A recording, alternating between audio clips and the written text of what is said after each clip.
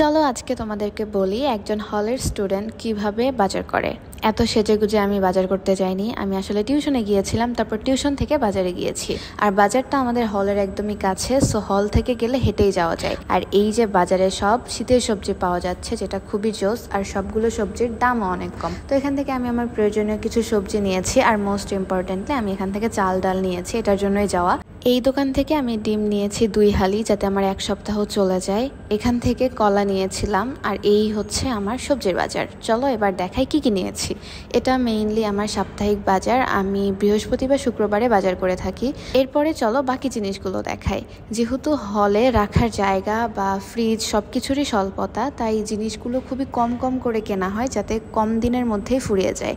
যেরকম আমি এখানে সবজি বলতে শুধু আলু, গাজর আর টমেটো নিয়েছি, কারণ কাঁচা সবজি আসলে খুব কম পরিমাণেও হলের দোকান থেকে কিনতে পাওয়া যায়। আর যেহেতু হলে ফ্রিজও নেই, একজনের খাবারই রান্না করা হয়, তাই চাইলেও অনেক বেশি কিছু কেনা যায় না। এছাড়া হলের ভেতরের দোকান থেকেও মাঝে মধ্যে কাঁচা বাজার করা হয়, তবে সেটা অন্য ভিডিওতে দেখাবো। That's it for today's video. By.